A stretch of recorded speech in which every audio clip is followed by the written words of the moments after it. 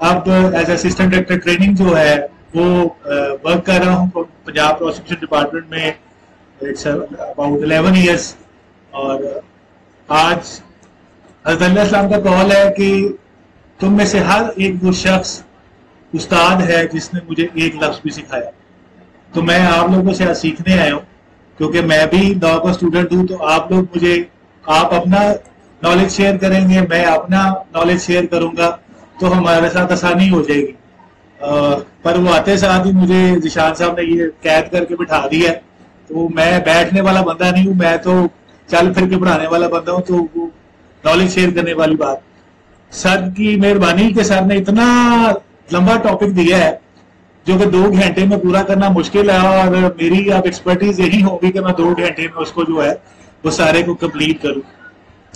तो आप में से कोई मुझे बताएगा कि किसी ने अभी तक जो है कोर्ट अपीयरेंस की है, कोई चीज देखी है? Anyone raise hand. और जी जी प्लीज आपका नाम, अपना नाम बताएं और बताएं। अकबर दाऊद साहब, क्या आपने फौजदारी ट्रायल किया है अभी कोई? ओके ओके, पेश हुए हैं। उसके अलावा आप जी प्लीज, रिमांड में पेश हुए। ओके जी मिस, बैठे बैठे प्लीज बैठे, आप फ्रंट पे, हाँ बैठे हूँ पीछे नजर।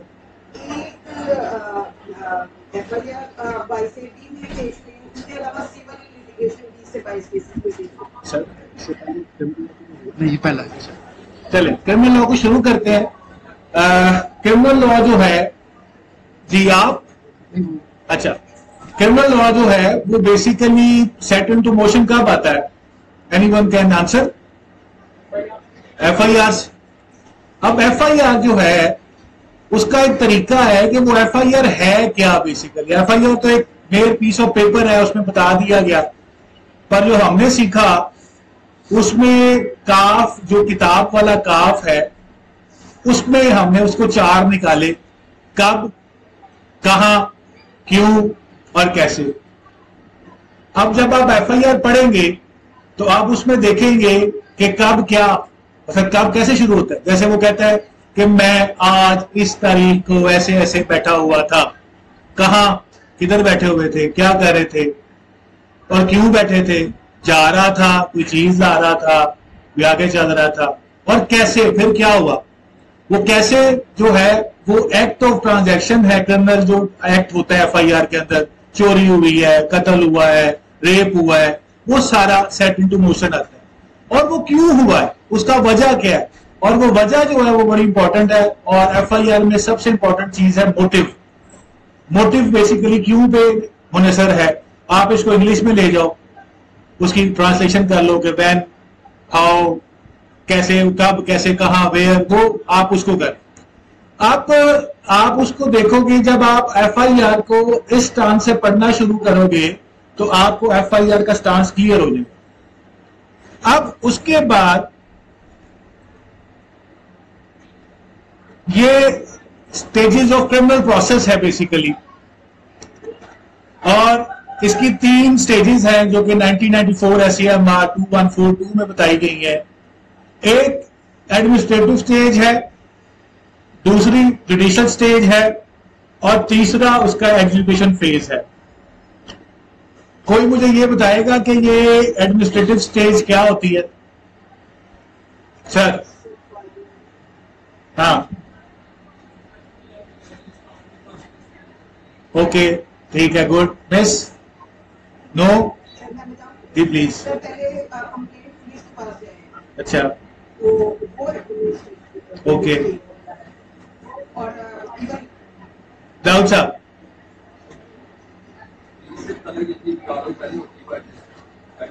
पुलिस से पहले, पुलिस से पहले तो फिर कुछ चीज क्रिमिनल में स्टार्ट नहीं हो सकती। एफआईआर से एडमिनिस्ट्रेटिव फेज शुरू हो गया, उसकी सर एडमिनिस्ट्रेटिव फेज में और क्या आ सकता है? कॉपीज दी जाती है एडमिनिस्ट्रेटिव डिपार्टमेंट से शुरू करो। अगर आप पुलिस का कोई भी केस जो है वो कोर्ट में सबमिट नहीं हो सकता, इवन के रिमांड भी नहीं पेश हो सकता अनटिल एंड अनलेस उसको अगर प्रोसिक्यूटर साइन करके नहीं भेजे। जो प्रोसिक्यूटर की हायरार्की है वो बेसिकली पुराने जमाने में जिशान साहब मेरे उस्ताद हैं और इनके वाले साहब अल्लाह उनको जन्नत नसीब करे, वो सबके उस्ताद थे। प्रोसिक्यूशन कहने को पहले वो पंजाबी की मिसाल थी, कौन हो? वो सरकारी वकील। वो एक फेज था, वो सरकारी वकील की पावर इतनी ज्यादा है कि बंदा इमेजिन भी नहीं कर सकता।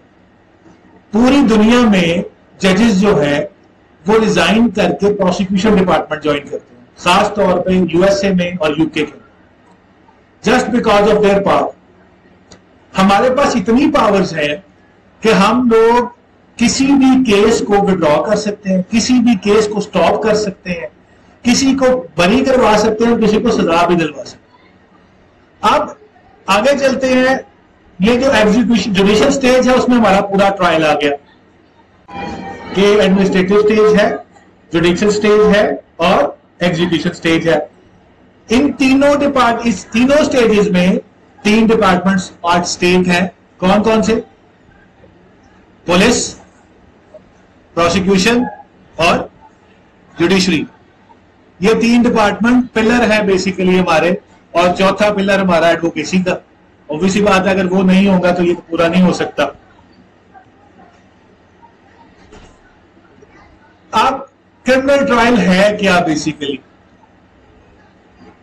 क्योंकि जब आप, मेरा जो टॉपिक है वो 173 की रिपोर्ट से शुरू होता है और वो कोर्ट बेसिकली ट्रायल पे बेस करता है। अब ट्रायल 2 किस्म के, एक समरी, एक रेगुलर। समरी के अंदर और रेगुलर के अंदर भी 2 फेज है। रेगुलर के अंदर वो आपका सेशन का ट्रायल भी आ जाता है, आपका मजिस्ट्रेरियल ट्रायल भी आ जाता है। अब मजिस्ट्रेरियल ट्रायल, जो समरी ट्रायल है वो स्पेशल जुडिशियल मजिस्ट्रेट्स का भी है, उसको हम एसजेएम कहते हैं फौजदारी के अंदर।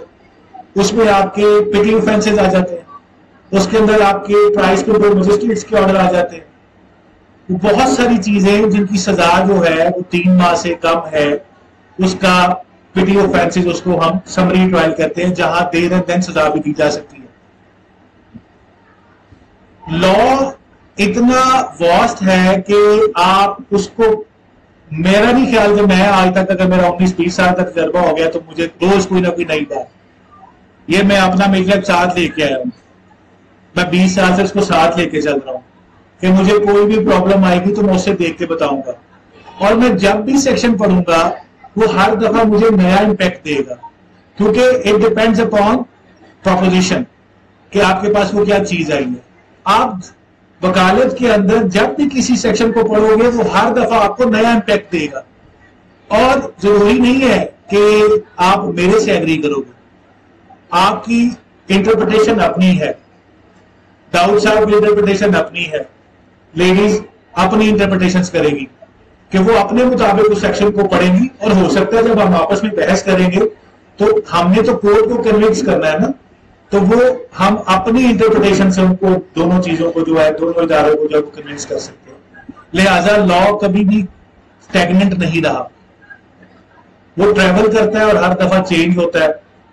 आप अक्सर देखते हो कि वकीलों के दफ्तरों में वो किताबें पीछे पड़ी होती हैं, वो किताबें दोनों तरफ की हैं, वो अक्यूज्ड के हक में भी है और वो कंप्लेनेंट के हक में भी है। अब वो हर दफा, हर साल नए से नया इंपैक्ट चेंज होता है, तो आप उस पर स्टेगनेंट नहीं रह सकते कि नहीं इसने ये कह दिया तो हाँ मेरा काम ये है कि जो मेरी फेवर की होगी मैं वो ढूंढ के लाऊंगा। पर जब मैं कोर्ट में जाऊंगा, मेरे साथ वाला ऑपोजिट लॉयर है, मैं अगर 94 की लेके आ गया तो वो 2023 की उठा के ले आए, तो फिर कौन सी इंप्लीमेंट की जाएगी? ऑब्वियसली जो नया होगा। अब उसके अंदर ये मजिस्ट्रेट और सेशन कोर्ट और हाई कोर्ट, फिर उसके बाद रिकॉर्डिंग ऑफ एविडेंस एक बड़ा इंपॉर्टेंट मैटर है, क्योंकि उसी पे केस जो है वो डिपेंड करता है, उसी से आगे से फिर सेंटेंसिंग प्रिंसिपल है। अच्छा, ये एक चीज थी जिसमें ये पंजाब सेंटेंसिंग एक्ट है 2019 में, ये प्रोसिक्यूशन डिपार्टमेंट की मदद से जो है वो इम्प्लीमेंट किया गया। उसमें बेसिकली सेंटेंसिंग प्रिंसिपल बताए गए अमीर जेब केस के ऊपर, जिसके अंदर बेसिकली नारकोटिक्स केस के अंदर आसिफ सईद कोसा साहब मिस्टर जस्टिस ने जो था वो एक लाहे अमल दिया था कि ये सजा ऐसे ऐसे होनी चाहिए, तो उसके मुताबिक फिर हमेशा लॉ की जरूरत तब पड़ती है सोसाइटी में उसकी जरूरत पड़े, तो फिर उसको इम्प्लीमेंट किया जाता है। तो फिर ये सेंटेंसिंग प्रिंसिपल्स उसमें तय किए गए। उसके बाद जजमेंट और ऑर्डर, फिर अपील और रिवीजन। ये बेसिकली ट्रायल का एक सिनेरियो है कि आप अपील में जा सकते हो, आप रिवीजन में जा सकते हो। तो it depends upon two side, summary trial, regular trial. Regular में सेशन ट्रायल है, रेगुलर में मजिस्ट्रेट ट्रायल है। ये आप पे डिपेंड करता है कि आपने प्रैक्टिस कौन सी करनी है। आगे बेसिकली सीआरपीसी और फंडामेंटल राइट्स जो है, सीआरपीसी से फंडामेंटल राइट्स डिराइव किए गए, क्योंकि सीआरपीसी जो है वो 1898 की है और हमारा कॉन्स्टिट्यूशन जो है वो 1973 का है। तो उसके बाद उसमें ये कुछ आर्टिकल्स हैं, right of life and liberty article 9, preventive detention article 10, slavery, force, labour prohibited article 11, protection against retrospective punishment article 12, protection against double punishment, self incrimination article 13, inviolability of dignity of man etc article 14, freedom of movement article 15, protection of property article 23, 24 and equality before law article 25। ये basically एक हमारा subject भी है prosecution में, constitutional criminal law. ये basically जो articles हैं fundamental rights के, ये हमारे कॉन्स्टिट्यूशनल क्रिमिनल लॉ, हम इसको कॉन्स्टिट्यूशनल क्रिमिनल लॉ भी कहते हैं, ये उससे डील करते हैं। आगे सबसे बड़ा आजकल बड़ा जी आर्टिकल 10 ने फेयर ट्रायल देना है जी, फेयर ट्रायल देना है। तो वो आपको पता ही है वो पाकिस्तान में फेयर ट्रायल किसको मिल सकता है और किसको नहीं मिल सकता। और सिंपल उसमें आपको राइट ऑफ ऑडियंस दिया गया है, रिप्रेजेंटेशन दिया गया है, डिस्क्लोजर दिया गया है। अच्छा, आपको पता है हमारा जो ये लॉ है ये किस पे बेस करता है? सर एंड वाला भाई साहब, आप जी जी जिनका था आवाज आ रही है, आपसे पूछ रहा हूं लॉ किस पर बेस करता है? ये हमारा जो लॉ इस टाइम इंप्लीमेंट हुआ है पूरे पाकिस्तान में, ये किस पे बेस करता है? सॉरी बोलो बोलो ऊंची बोलो यार। सॉरी रेमेडी पे, उसकी एक टर्म है जी जी, ओके टर्म है। लॉ कौन सा है? कॉमन लॉ यार। हम लोग सारे यूके से निकल के आए हैं, हम यूके सिटीजन है सारे ना। वो यहां हमें लॉ दे के गए थे, उसके बाद तो भला ही नहीं। तो जी प्लीज चलो उसको कर लो, सिविल लॉ कर लो। मैं तो अभी ये बना के कौन गया था?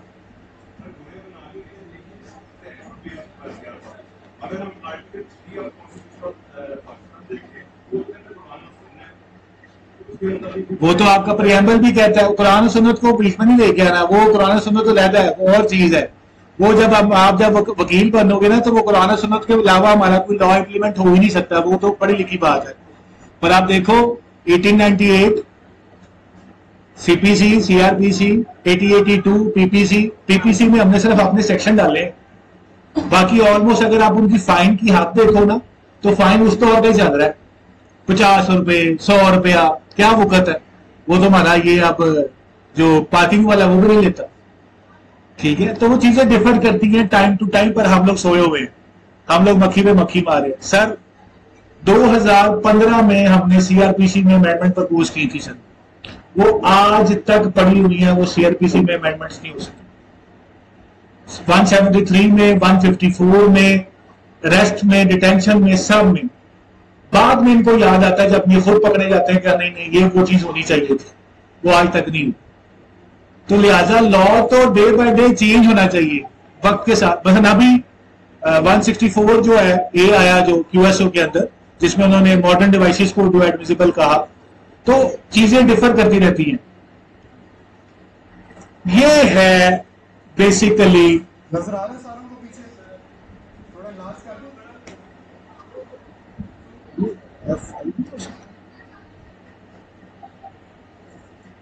अब ठीक है। चल चलान 173 रिपोर्ट। चलान के कितने खाने होते हैं? 7।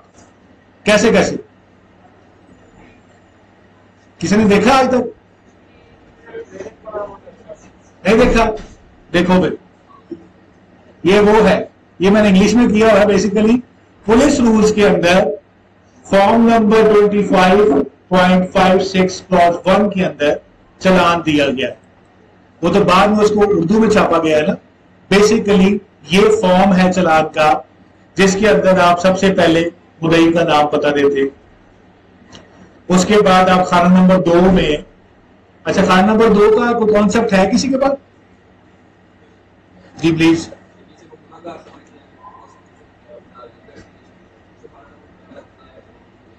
नहीं, वो आप उल्ट करिए। खाना नंबर 2 में 2 बंदों के नाम आते हैं, एक बेगुनाह का और दूसरा उसका जो मर गया हो, जो पता ना जिसका मिल रहा हो उनका। आप 3 बड़ा इंपॉर्टेंट है। 3 में 2 चीजें हैं, अक्यूज्ड आएंगे और अक्यूज्ड वो वाले आएंगे जो कि क्या लिखा हुआ है, इन कस्टडी और ऑन बेल। ये 2 बंदों के नाम आएंगे। आगे आ जाओ। आगे 5 नंबर जो है वो बेस करता है आर्टिकल्स जो कि रिकवर होते हैं, डॉक्यूमेंटेशन जो कि रिकवर की जाती है, सारी बनाई जाती है, पोस्टमार्टम रिपोर्ट, फर्दें, कि मेरी जुडिशियल फाइल, उसको जुडिशियल फाइल कहते हैं, जब आप कोर्ट में सबमिट करते हैं तो उसके अंदर मेरी डॉक्यूमेंटेशन क्या है। फौजदारी के अंदर अगर कोई असला बरामद हो गया, चोरी का माल बरामद हो गया, तो वो सारी चीजें, property including weapons found with particulars of where, when and by whom found and whether forwarded to magistrate, यहां उसमें सारी डिटेल आती है। अच्छा, अब खाना बेसिकली ऐसा बना होता है क्योंकि उस पे खाने में उसमें डिटेल नहीं आ सकती, तो वहां लिखा जाता है फर्द लफ आजा है, वो आगे जाके उसको किया जाता है। आगे आ जाता है कि लिस्ट ऑफ विटनेसेस। अब लिस्ट ऑफ विटनेसेस खास तौर पे नारकोटिक्स केसेस में तो सिर्फ 7 बंदे होते हैं, तो वो 7 बंदे तो खाने में आ सकते हैं, पर कत्ल वाले केस में 25-26 गवाह होते हैं, तो उसकी साथ लिस्ट अटैच कर दी जाती है कि वो उस पर आ जाए। फिर आगे एक खाना आता है, उसको हम उर्दू में कहते हैं, खाना नंबर 7 कहते हैं मुख्तसर हालात मुकदमा। उसके अंदर अलिफ से लेके ये तक, जब तक इन्वेस्टिगेशन कंप्लीट होती रहती है, कहानी लिखी जाती है। पहले एफआईआर लिखी जाती है कि एफआईआर के मुताबिक ये हुआ, उसके बाद तफ्तीश के बाद ये बंदा गिरफ्तार हुआ, ये बंदे पकड़े गए, ये बंदे नहीं पकड़े गए हैं, इनसे ये रिकवरियां हुई हैं, तो लिहाजा आप इनको जोड़ के इसको चलान किया जाता है।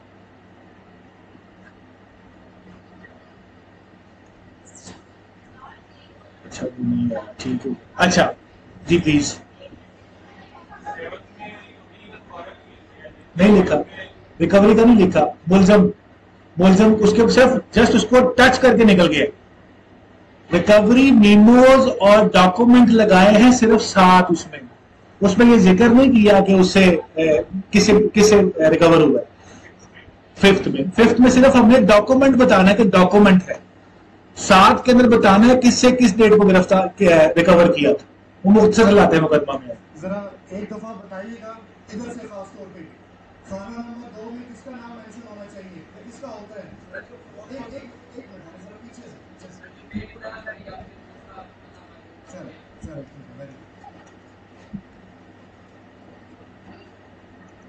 अच्छा, ये जी काइंड ऑफ पुलिस रिपोर्ट है, इसको हम चालान कहते हैं basically. Miss you in a black and grey scarf, आपको नजर आ रहा है जी? पढ़िएगा, आगे आ जाए, आगे सीट खाली पड़ी हुई है। पीछे चुप के मुझे नहीं समझ लग रही कि पीछे बैठ के क्या नजर आ रहा है। ये आगे सीटें खाली पड़ी, आगे आए और आगे आके मुझे बताएं कि ये क्या लिखा, बता के मैं उसको आगे एक्सप्लेन कर सकूं। सॉरी, हाँ जी प्लीज, बस इस पे रुके। इंटरम रिपोर्ट का किसी को है जी? इंटरम रिपोर्ट क्या होती है? 173 सेक्शन के अंदर बकायदा लिखा गया है कि 14 दिन के अंदर अंदर जो है आपके पास जो भी कोई चीज है आपने कोर्ट में सबमिट करनी है।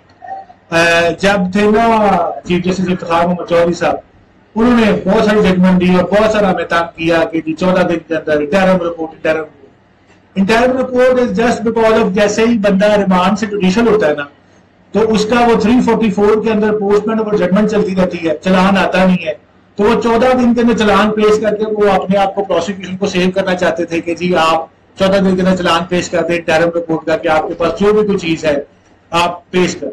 पर उसके बाद आगे क्या है, मिस उर्दू में क्या कहेंगे इसको, नामुकम्मल। ये बात याद रखिएगा प्रैक्टिस के अंदर कि अगर मुकम्मल रिपोर्ट कभी भी पुलिस नहीं फाइल करती, उसकी एक रीजन होती है। इन्वेस्टिगेशन जो है वो कहीं नहीं लिखा कि वो चलान सबमिट होने के बाद इवन के ड्यूरिंग ट्रायल भी जो है वो चेंज हो सकती है, चलान पे चलान भी आ सकता है। अगर किसी ने नामुकम्मल रिपोर्ट की जगह पे मुकम्मल रिपोर्ट फाइल कर दी तो वो केस खत्म, क्योंकि उसने मुकम्मल सबमिशन कर दिया, उसके बाद वो कोई डॉक्यूमेंट दे नहीं सकता। तो बीइंग अ प्रोसिक्यूटर हमने कभी भी जो है वो मुकम्मल रिपोर्ट हाँ करते हैं उसके अंदर नारकोटिक्स में, वो भी पहले नामुकम्मल, उसके बाद जब उसकी रिपोर्ट आ जाती है पीएफएसए की फिर हम उसको मुकम्मल रिपोर्ट सेंड करते हैं। बेसिक रूल और लॉ ये है कि कोई भी डॉक्यूमेंट जो कि बाद में ड्यूरिंग ट्रायल आएगा वो 173 के थ्रू दायर हो, वो ये कंप्लीट चलान करके या सप्लीमेंट्री का मतलब क्या है, उर्दू में क्या कहेंगे उसको, ततिम्मा। अब इसको इंग्लिश तो हमारी है ही है, तो अब उसको उसमें भी याद रखिए, इब्तिदाई रिपोर्ट, इंटरिम, नामुकम्मल चलान, ततिम्मा चलान, मुकम्मल चलान। अब एक और है अनट्रेस्ड रिपोर्ट, इसको क्या कहेंगे, इसके भी एक टर्म है, किसी को पता है बच्चे आप नहीं? हम इसको कहते हैं प्रोसिक्यूशन में पुलिस में अदम पता। अदम पता किसका होगा, किसका होगा, मुल्जिम का। बोलो ना यार, ऑब्वियसली बात है, मुद्दई ने तो आगे पर्चा दर्ज कराया ना, उसका तो अदम पता नहीं हो सकता ना, वो तो पर्चा दर्ज कराने आया है। तो मुल्जिम को ट्रेस नहीं हो सका, जब मुल्जिम ट्रेस नहीं हो सका तो वो अदम पता होगा। वो अदम पता भी 173 के तहत दायर की जाती है। आगे आ जाती है कैंसिलेशन रिपोर्ट, इसको उर्दू में क्या कहेंगे, इखराज रिपोर्ट। इखराज रिपोर्ट किसी कैसे क्यों होती है, क्या होता है कि इखराज रिपोर्ट बन जाती है, एविडेंस नहीं मिली, जो केस दर्ज कराया गया था उसमें एविडेंस नहीं मिली, तो जब एविडेंस ही नहीं मिली है तो वो केस एफआईआर नहीं खड़ी हो सकती। एक होता है क्वॉशमेंट ऑफ एफआईआर, ये वो नहीं है, ये है कैंसिलेशन रिपोर्ट, इखराज report after the whole investigation. जब पुलिस और प्रोसिक्यूशन मिलके बैठ के हर चीज कर लेंगे कि नहीं भाई इसमें एविडेंस कलेक्शन नहीं हो सकी है, ये बंदा झूठा है, इसके पास एविडेंस नहीं था, तो फिर उसकी इखराज रिपोर्ट मुरतब होती है। अब वो इखराज रिपोर्ट मुरतब जो होती है उसका भी क्राइटेरिया है, वो प्रोसिक्यूटर की पावर है कि वो डीएसपी कंसर्न फॉरवर्ड करेगा, उसके बाद मैं उसको चेक करूंगा, उसको फिर देखूंगा अपने प्रोसिक्यूशन एक्ट के मुताबिक। प्रोसिक्यूशन एक्ट है 2006 का, वो नोट कर लीजिएगा, वो बड़ा फायदेमंद है, आप उसको पढ़ेंगे अगर कल को आप फिर जब जुडिशरी में कहीं आना चाहेंगे तो वो आपको फायदे। आगे आ गया जी साकत और अबेटेड रिपोर्ट। इसका क्या मतलब है, इसका मतलब ये है कि मुल्जिम मर गया और वो खाना नंबर 2 में उसका नाम आ जाएगा और उसकी जो रिपोर्ट 173 दायर की जाएगी वो अबेटेड रिपोर्ट, साकत चलान उसको हम कहते हैं, वो पेश किया जाएगा। क्लियर है जी, लिख दो ऊपर, उसके फर्क नहीं पड़ता क्योंकि बंदा मर गया। अदम पता हमेशा नाम कमल ही होगी क्योंकि कल को वो मिल गया तो वो दोबारा आएगा। कंप्लीट मैं बता रहा हूं, कंप्लीट बेसिकली मैंने 20 साल में सिर्फ शायद नारकोटिक्स केसेस में की है, अदरवाइज नहीं, वो हम उसको करने नहीं देते। क्योंकि वो होगी तो फिर मेरा केस कल को भी नया, मतलब अक्सर केसेस में खास तौर पे 376 में और 302 के अंदर लोग पीओ होते हैं, तो वो पीओ पे तो मुकम्मल चलान मैं नहीं दे सकता ना। अगर मैं मुकम्मल दे दूंगा तो पीओ तो फिर बरी, पीओ तो आ नहीं सकता, उसका चलान आ नहीं सकता, तो वो नामुकम्मल चलान जाएगा।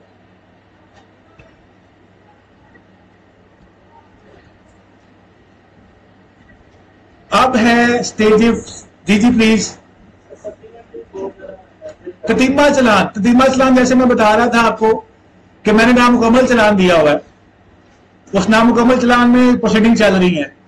इन द मीन वाइल दूसरा जो मैंने जिसको पीओ के तौर पे पेश किया था नामुकम्मल में, वो पकड़ा जाता है। जब वो पकड़ा जाएगा तो इन कॉन्सिक्वेंसेज जो अगला चलान आएगा वो ततीमा चलान होगा, वो सप्लीमेंट्री चलान होगा। Stages of commencement of trial जी। सबसे पहली बात कि कोर्ट कॉग्निजेंस लेगी। अब कॉग्निजेंस की पावर किसके पास है? मजिस्ट्रेट के पास। क्या मजिस्ट्रेट जो है वो 302 का ट्रायल कर सकता है? सेशन ट्रायल कर सकता है? कर सकते हैं? कंसर्न मजिस्ट्रेट जो है वो सिर्फ और सिर्फ कॉग्निजेंस लेगा क्योंकि इलाका मजिस्ट्रेट के पास ही चलान सबमिट होता है और वो 190 सीआरपीसी के तहत उसकी कॉग्निजेंस लेता है। वो देखता है कि ये केस 302 है, 376 है, 395 है, अदर सेशन ट्रायल जिसकी सजा उसके 7 साल से ऊपर है, तो वो उसको कॉग्निजेंस लेके सेंड टू दी सेशन जज साहब भेज देगा कि जी ये ट्रायल जो है बाय सेशन कोर्ट है। फिर आगे सेशन जज साहब की जो हायरार्की है वो एएसजे साहब को आगे मार्क कर देगा। कॉग्निजेंस वो लेगा अपनी ऑफेंसेस की, जब उससे मजिस्ट्रेट ट्रायल करना होगा उसके तहत लेके वो अगली स्टेज क्या करेगा? समनिंग ऑफ अक्यूज्ड करेगा। अब समनिंग ऑफ अक्यूज्ड जो है वो भी एक लंबा प्रोसेस है। उसके बाद सप्लाई ऑफ कॉपीज है, फिर फ्रेमिंग ऑफ चार्ज है, फिर प्रोसिक्यूशन एविडेंस है रिकॉर्डिंग, फिर डिफेंस एविडेंस है, फिर स्टैंडर्ड ऑफ प्रूफ है और फिर जजमेंट है। और जजमेंट फौजदारी में बेस्ड ऑन 2 फेजेस क्या होगा? बरी होगा या ठीक है।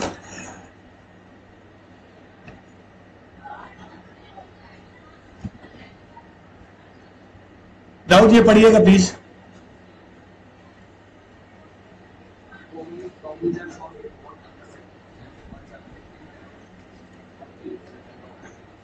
Every investigation under this chapter shall be completed without any necessity, and all things to be officer in charge of investigation shall use public prosecutor power implementation such as for court. Incharge of police station कौन होता है?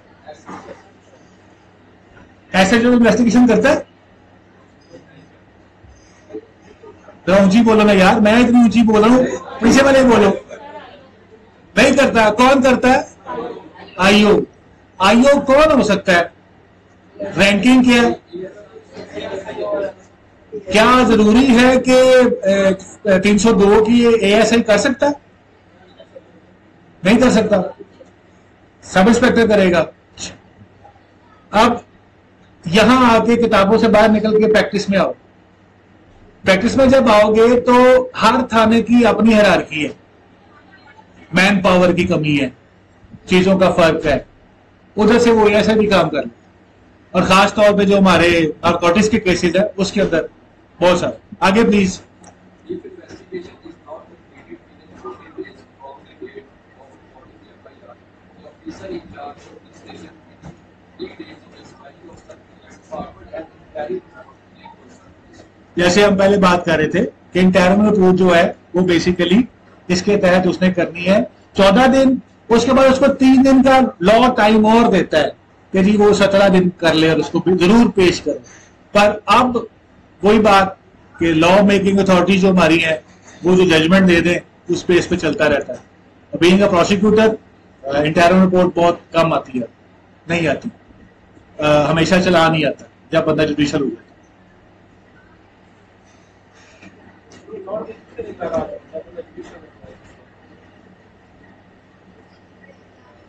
अच्छा, prosecution act के अंदर जब police I of the case challan तैयार करेगा, उसके बाद वो प्रोसिक्यूटर कंसर्न के पास लेके आएगा। प्रोसिक्यूशन एक्ट के मुताबिक सेक्शन 9 क्लॉज 5 के तहत मेरे पास पावर है कि मैं उसके ऊपर ऑब्जेक्शन लगाऊंगा कि ये चीजें जो है वो रेक्टिफाई हो सकती है।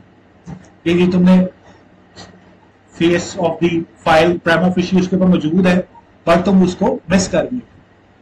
उसके बाद मेरे पास 3 दिन है। लॉ मुझे जब वो मुझे 173 की रिपोर्ट देगा, प्रोसिक्यूटर के पास 3 दिन है कि वो उसको रेक्टिफाई करवा सकता है। 3 दिन के बाद वो उसको लाके दोबारा देगा। फिर उसके बाद सेक्शन 9 क्लॉज 7 के तहत मैं उस पे अपनी स्क्रूटनी रिपोर्ट प्रिपेयर करूंगा कि मेरे पास प्राइमा फेशी ये एविडेंस अवेलेबल है कि मैं इसको केस को फिट फॉर ट्रायल कंसिडर करता हूं, या मेरे पास एविडेंस नहीं है इस केस के अंदर, मैं इसको नॉट फिट ट्रायल करता हूं।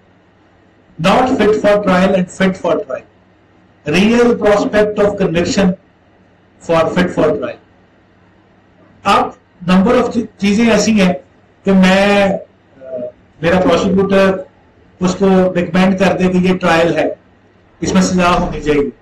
वो 2 साल बाद मैं चला गया, मेरी पोस्टिंग कहीं और होगी, तो मेरा जो अगला प्रोसिक्यूटर आया है उस कोर्ट के अंदर, तो वहां सुलह होगी। अब मेरे मैच में क्या कहते सजा नहीं, तो वो सजा तो ना हुई, तो सुलह करेंगे, तो इसमें मेरा कसूर है ना, क्योंकि मैं कह के आया था कि इसमें सजा होनी चाहिए। तो वो हमारे डिपार्टमेंट की चीजें हैं, वो चलती रहती है। अब ये था कि कोर्ट कैसे बुलाएगी एक्यूज को आफ्टर 173, उसको modes of compelled of appearance of accuse. Relevant provision है सेक्शन 68 to 93 ऑफ सीआरपीसी। अब वो उसको कैसे बुला सकती है? Through summons, through warrants, proclamation, attachment of property, इसके तहत वो उसको बुला। अच्छा, एक और भी बड़ी इंपॉर्टेंट बात है जो नीचे लिखी हुई है, the court can even summon accused place in column number 2। Basically अगर देखा जाए, अगर खाना नंबर 2 में बेगुना को भेजा गया है और वो चलान ही खाना नंबर 2 का है, उसमें कोई और एक्यूज है ही नहीं, तो कोर्ट उसको फिर भी समन कर ले, ये ज्यादती है। बीइंग द पुलिस और प्रोसिक्यूटर, मैं कहता हूं ये ट्रायल नहीं होना चाहिए क्योंकि मेरे पास एविडेंस नहीं। अब कोर्ट उसको बुला लेती है, वो बेचारा एविडेंस है नहीं है, पर वो कोर्ट की तरीके भुगत रहा है। तो हम अक्सर ये करते हैं कि खान नंबर 2 में जब हम ट्रायल कंडक्ट कर रहे होते हैं, जब तक मुद्दई ना कहे आके कि इस बंदे को तलब किया, हम कोर्ट से कहते हैं कि सर जब तक वो खुद कह दे, पर ये उसके बाद जजमेंट आ गई, पर जजमेंट आती रहती, प्रैक्टिस जो है वो प्रिवेल करती है, बहुत सारी चीजें मैटर करती हैं। वारंट इशू होते हैं, समन्स किया जाता है, समन में उसको बुला लिया, नहीं आया तो फिर वारंट इशू कर दिए, उसको गिरफ्तारी। वारंट किस 2 किस्म के हैं, कौन कौन से? बेलेबल और नॉन बेलेबल।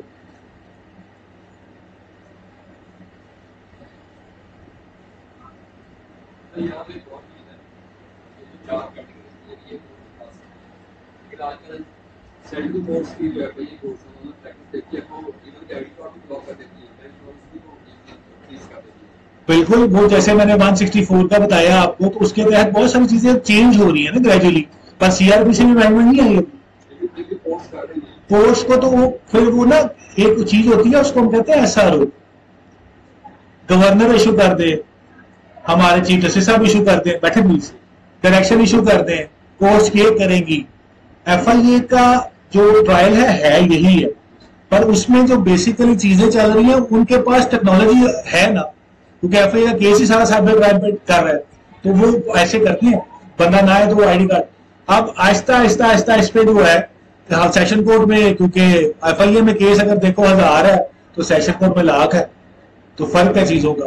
ग्रेजुअली हम इसको करेंगे, बल्कि निशांत साहब से कहेंगे कि वो पंजाब बार कौंसिल को कहें कि ये चीज जो है वो सेशन कोर्ट में भी ऐड की जाए। तो आप यही कहते हैं कि अब हर चीज नादरा के साथ अटैच है, जब नादरा के साथ अटैच है तो उसको उसको बंदे को क्यों, कौन कैसे भाग सकता है? अगर बंदे जिसने कत्ल किया है वो कैसे भाग सकते हैं? एफआईए वाले पकड़ लेते तो ये क्यों नहीं पकड़े जा सकते? वो तो एफआईए का वो है ही एफआईए, वो फेडरल इन्वेस्टिगेशन एजेंसी है, और पंजाब पुलिस जो है वो आज भी खोजी के साथ लगी हुई है, तो चीजों में फर्क है।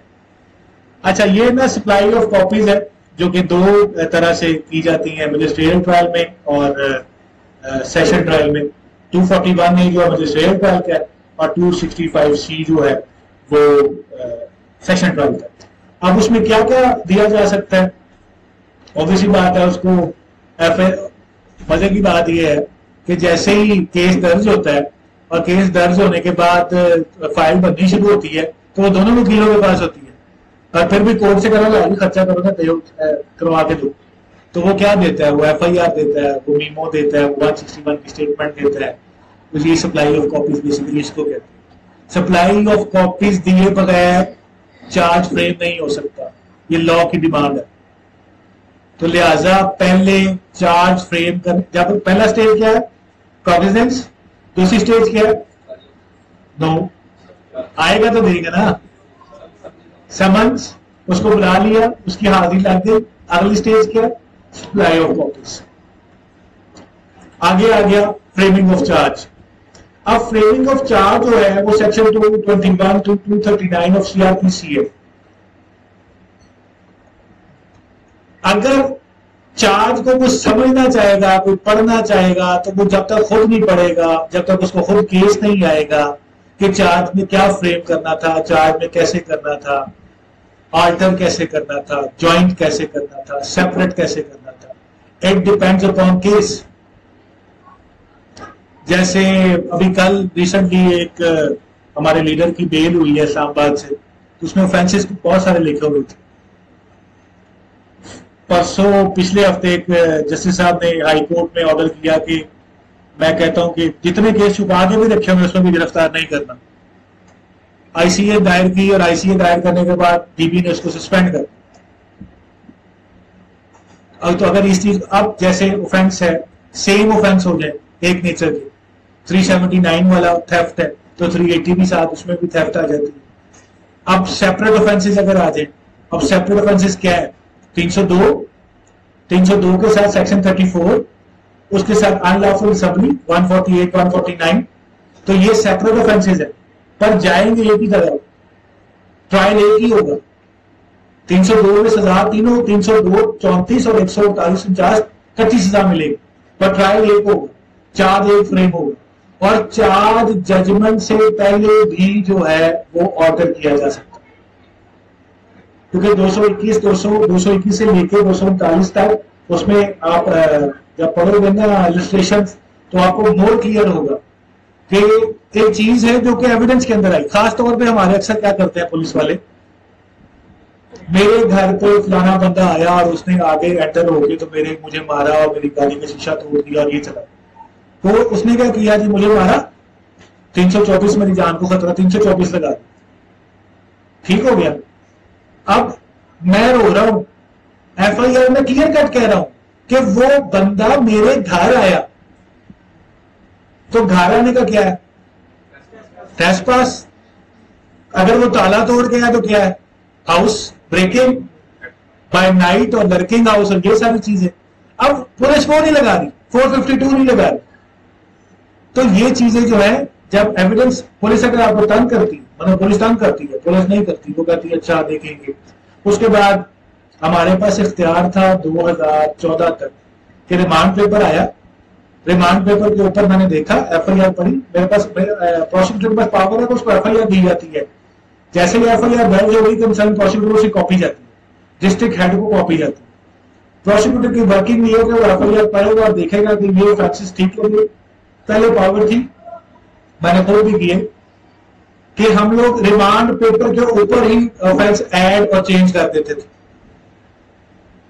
मैंने एफआईआर पढ़ी, जैसे मैं बात कर रहा हूं कि वो बंदा कहता है कि जी इसने मेरे घर में आया था, तो वो घर में उसने नहीं लगा, तो मैंने उधर कहा कि prima facie case of section 452 से। तो ये वो चीजें तब थी, 14 के बाद ये चेंज हो गया। अब पावर चली गई है हमारे डिस्ट्रिक्ट हेड के पास, वो उसको करते हैं, वो हम लोग इस पर रजिस्ट कर रहे हैं कि जब चालान सबमिट कर दिया तो उसके बाद अगर मैं ऑफेंस ऐड करने का कहूंगा तो फिर एविडेंस तो दोबारा लानी पड़ेगी। उस गवाह ने अगर जिक्र नहीं किया उस चीज का तो मैं उसको कैसे प्रेजेंट करूंगा कोर्ट के? तो वो चीजों में फर्क है। अच्छा सर, ये इसी तरह है कि जैसे चार्ज फ्रेम हो गया है और उसका प्रोसिक्यूशन एविडेंस आई है, क्रॉस एग्जामिनेशन हुआ है, इवन 342 की स्टेटमेंट, वो भी सर बता रहे हैं कि 342 की स्टेटमेंट भी हो गई है, तो इसका मतलब है कि जो एविडेंस हो चुकी है, अगर उस एविडेंस में ये नजर आता है कि एक और ऑफेंस कॉन्स्टिट्यूट हुआ है तो उसका भी चार्ज जजमेंट से पहले फ्रेम हो सकता है। बिल्कुल बिल्कुल हो सकता है। अलग से एविडेंस नो नो नीड, पहले आ चुकी है वो।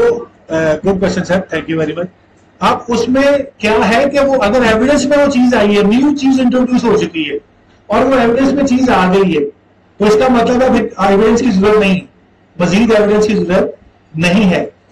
सेक्शन हमारा 238 है जिसमें वो बात करता है कि अगर नई चीज इंट्रोड्यूस हो गई है और उसकी जरूरत पड़ गई है तो फिर हम उसको प्रोसीडिंग स्टे करेंगे और नया एविडेंस क्रिएट करने के लिए नया गवाह भी तलब कर सकते हैं, सब कुछ कर सकते हैं। कंटेंट्स ऑफ चार्ज जो है बेसिकली उसमें चार्ज में जरूर बताना है कि वो चार्ज है क्या। ब्रदर आप पढ़ें जी please. Following are the content of charge. Charge to state offense. Name of offense. Definition of offense. Element section of offense. Implied things to charge. Value of charge. Years convictions. Particular of time, place, and persons. Time of offense. Place of offense. Person against whom offense is committed. Description of laws. Manner of committing offense. समझ लगी कि क्या charge basically क्या हो? Offence का जरूर बताना है कि ऑफेंस क्या है, कि तुमने ये मैं being ASJ being a magistrate के on such and such date तुम अपने फलाना उसका नाम अपने कोर्ट यूज के साथ उनके नाम तुमने उस दिन इस डेट को इतने बजे इस जगह पे इस बंदे के साथ ये वाला offence under section so and so commit किया जिससे उसका वो बंदा मर गया या उसे चोरी हो गई, वो पूरा उसकी जगह प्लेस ऑफ ऑफेंस लिखनी है, पर्टिकुलर टाइम प्लेस सारी चीजें। ये है चार्ज, ये है चार्ज शीट। उसके बाद सिंपल सा 2 question, do you plead guilty? Do you plead guilty? Everyone says no. Do you produce defense evidence? Obviously yes. तो ये चार्ज के चार्ज शीट है बेसिकली। अब ये देखो कि types of framing of charge के अंदर सेपरेट चार्ज और ज्वाइंटर चार्ज। सेपरेट चार्ज जैसे मैंने बताया कि 3 ऑफेंसेस इकट्ठे किए गए हैं, 302, 34, 148, उनका सेपरेट चार्ज होगा पर हेड ट्रायल एक होगा। जॉइंटर ऑफ चार्ज, अब जॉइंटर ऑफ चार्ज में 2-3 चीजें, उसमें यह है कि series of transactions, series of transaction of offences committed. जैसे एक बंदा 1 साल के अंदर 4 दफा चोरियां कर लेता है विद इन ईयर। वो कैसे कि उसको बेल करवाई, बेल करवाने के बाद वो बंदा बेल करवा के बाहर आया और जनवरी में आया बाहर, मार्च में से फिर चोरी कर ली, वो फिर आया, फिर उसकी बेल हो गई। यानी कि 1 साल के अंदर से 4 दफा चोरियां कर ली। तो लॉ ये कहता है कि उसका चार्ज ज्वाइंट किया जाए, ज्वाइंटर ऑफ चार्ज, और उसके साथ उसको एक ही ट्रायल में कंसिडर किया जाए। उसके बाद 233 में वो कहता है कि separate charge of every district offence. जैसे मैंने आपको पहले बताया कि जो भी ऑफेंस एक एफआईआर के अंदर लगा होगा उन सब का जो चार्ज है वो सेपरेट हेड में दिया जाएगा एक ही शीट के अंदर।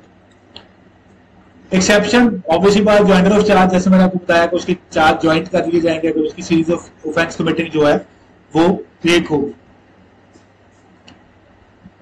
अब ये वाले जो है आप पढ़िए प्लीज जी, पढ़े चार cases jointly. Number 1, jointly jointer where offences are of the same kind. where offences are part of the same transaction. Number 3, joinder of charge where offences fall within two definitions. Number 4, joinder of charge where X constitutes one offence. Number 5, joinder of charge where offence is doubtful. Joinder where offences are of the same type. Under section 274 of Code of Criminal Procedure 1898, where a person is accused of more than one offence of same kind, he may be charged jointly in one crime. मैंने पहले दी please Joinder where offences are part of same transaction under section 235 clause 1 of Code of Criminal Procedure 1898. ये मैंने section refer किया ना, इसको आप note कर लेंगे तो जब आप उसको खुद पढ़ेंगे ना तो फिर आपको और क्लियर होगा कि चार्ज बेसिकली है क्या। अक्सर क्या होता है, हमारे लॉयर्स को पता ही नहीं होता कि उसने अपने मुलजम को खुद ही मरवा दिया। और बुजुर्गों की मिसाल है कि जज का जड़ा टंगिया है ना वो तो छुट सकता है, पर वकील का टंगिया छुट नहीं सकता। तो इसलिए आपको खास तौर पे कभी भी आपके पास कोई भी आएगा ना केस लेके, तो कभी भी उसको वो एक एरिस्टोटल बात करी सामने उसको मिजरेट खोल लेना, उसका ऑफेंस खोल लेना। पढ़ा आपने होगा, जब मैंने शुरू में कहा कि आप जितना भी पढ़ोगे हर दफा आपको नया इम्पैक्ट देगा, हर दफा नई चीज बताएगा।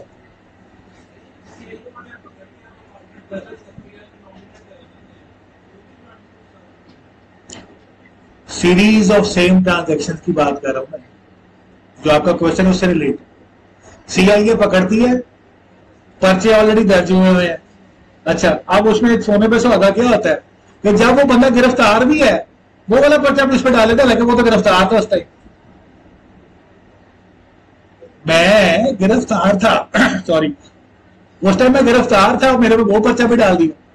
तो जब एक डाउट जो कन्विक्शन और इक्विटल है वो एक बियॉन्ड शैडो ऑफ डाउट और मेरे इनोसेंस पे कंसिस्ट करती है।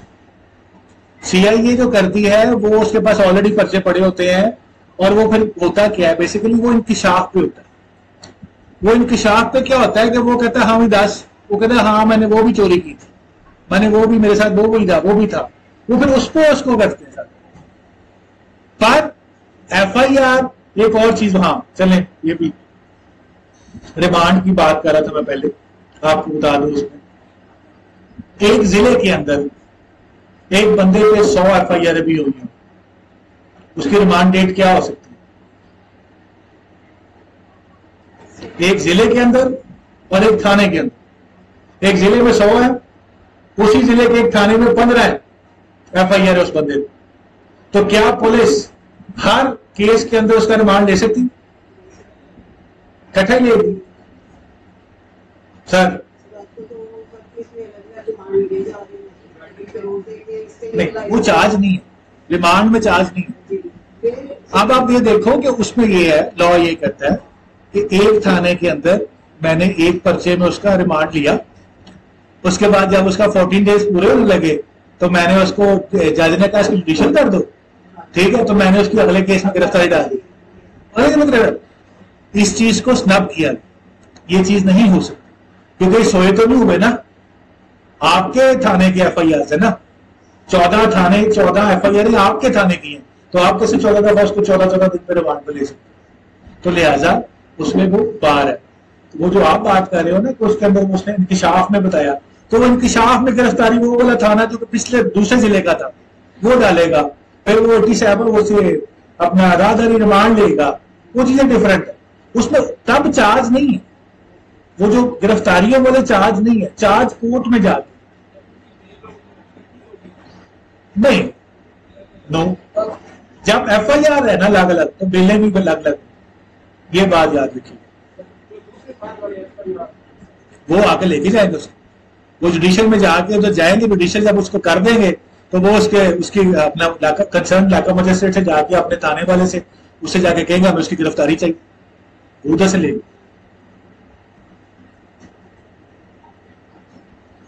हाँ, 512 सीआरपीसी ट्रायल इन एब्सेंशिया, एक ये भी है जिसमें हम जिसको कहते हैं पीओ का ट्रायल, बंदा पीओ है, एक ही मुलजम, उसका 512 का चलान आता है, सीआरपीसी 512 का चलान उसको कहते हैं, वो आता है। उसमें 540 है, 205 है, 353, 512 CrPC, high court rules and order का volume 3 chapter 1 part C clause 1।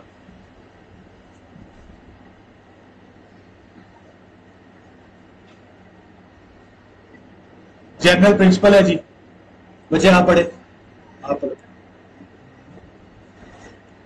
पढ़ो। कॉन्फिडेंस, तो यहां क्या करने आए हैं हम कॉन्फिडेंस लेने ही आए हैं। बोले प्लीज पढ़ो बच्चे, पढ़ो, कोई बात, आप मुझे सुना दो सर, पढ़ो। इनके ना सर वो कम्युनिकेशन स्किल्स पे भी रखें। हाँ जी, प्रेजेंटेशन कम्युनिकेशन स्किल बहुत इंपॉर्टेंट है। एडिड है, ठीक है बच्चे बोलो, पढ़ो पढ़ो, पढ़ के सुनाओ। सेक्शन 53 सीआरपीसी क्या कह रहा है, पढ़ो। गुड, पढ़े बच्चे, पढ़ो, कोई बात। तो वो जज साहब को क्या कहोगे जाके कि जज साहब मेरा कॉन्फिडेंस नहीं है, बोलना पड़ेगा ना, वकालत में तो आए हैं और कल को आपने जज बनना है, तो मैं आपके साथ जी प्लीज। कोई बात नहीं, आपका स्टार्ट है तो मुझे पढ़ के सुना दो, आप पढ़ के सुनाए, आप पढ़े, फिर इसका मतलब आपको मेरी समझ नहीं आ रही, फिर मैं 1.5 घंटे से बोल रहा हूँ, आपने कोई, आपको फिर कुछ समझ नहीं आई। अच्छा चल, आप पढ़ो बच्चे।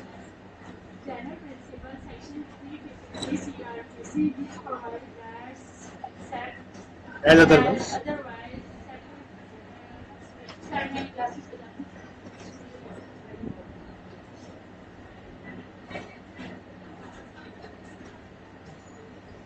Expressly provide all evidence shall be taken in the presence of the accused or in certain circumstances in the presence of the exceptions. बस यार रुकिए, प्लीज रुकिए। सेक्शन 353 सीआरपीसी जो है वो कहता है कि एविडेंस नहीं हो सकती जब तक मुलजिम पेश नहीं हो, एविडेंस अक्यूज की प्रेजेंस में हो, उसके बगैर नहीं हो सकता। अनटिल एंड अनलेस उसका वकील हो। और वकील साहब क्या करते हैं, वकील साहब कहते हैं मुलजिम नहीं आया, बुलाओ, मुलजिम आएगा तो मैं एविडेंस रिकॉर्ड करूंगा। ठीक है, वो बेचारा आएगा, मुलजिम आएगा, वकील साहब भी होंगे, फिर कहीं जाकर एविडेंस रिकॉर्ड, क्योंकि काम इतना ज्यादा होता है, कोर्स इतनी ज्यादा होती है कि हम उसकी अवेलेबल। लिहाजा 353 ये कहता है कि एविडेंस तब तक रिकॉर्ड नहीं हो सकती जब तक मुलजिम और उसका वकील नहीं होंगे। आगे प्लीज एक्सेप्शन पढ़िए।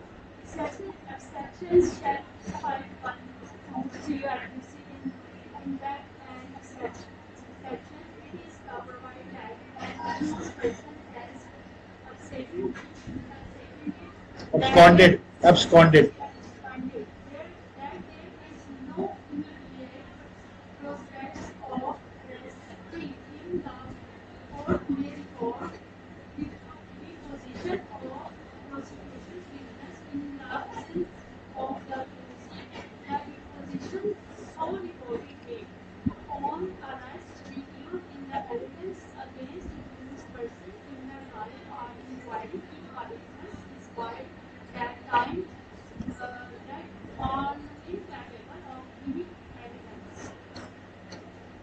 तीन 353 में मुलजिम होगा तो एविडेंस होगी। 512 की एक्सेप्शन है कि अगर वो नहीं होगा तो उसकी एविडेंस रिकॉर्ड की जा सकती है, उसकी एब्सेंस में उसकी एविडेंस रिकॉर्ड की जा सकती है।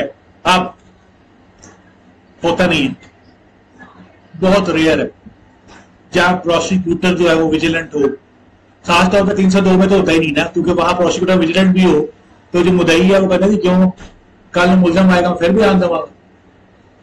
तो लिहाजा 512 का चलान सबमिट जरूर होता है जो बंदा पीओ होता है, अदरवाइज जो है वो एविडेंस बहुत रेयर केसों में रिकॉर्ड करके रख ली जाती है, क्योंकि उसमें क्या होता है कल को बंदा मर जाता है, गवाह मर जाता है, उसमें फिर हमें जो है वो डिफिकल्टी फेस करनी पड़ती है।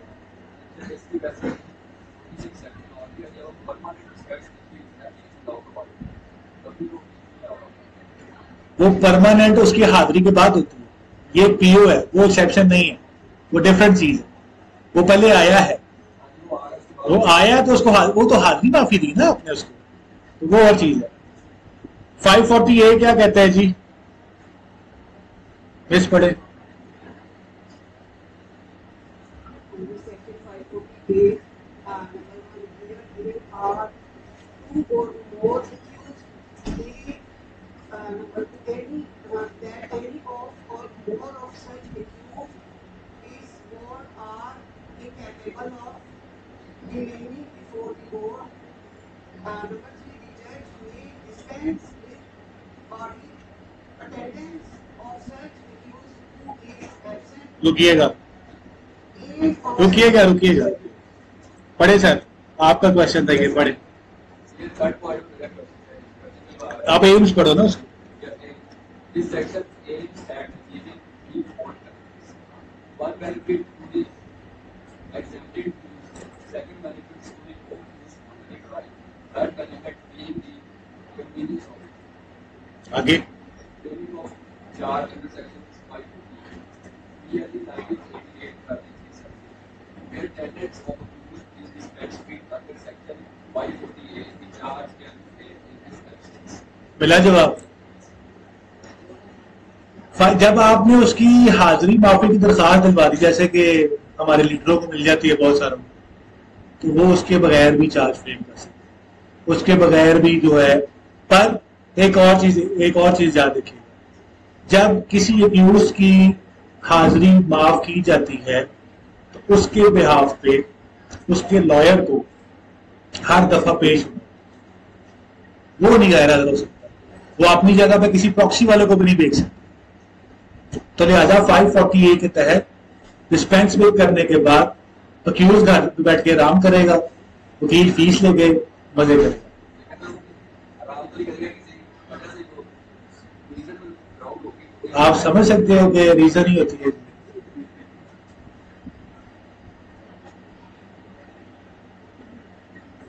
हाँ जी, order of examination of witness.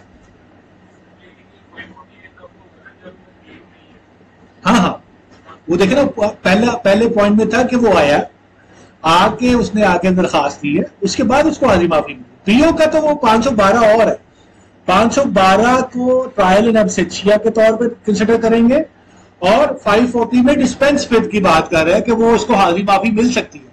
जैसे हाँ ना, पर्दानशीन लेडी है, बंदा बीमार है, बंदा पाहिज है, बंदा आ नहीं सकता,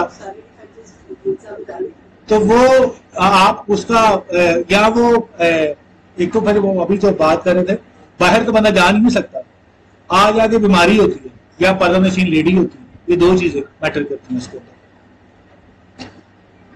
article 133 of USO, order of examination of witness, मुझे पढ़े जी प्लीज।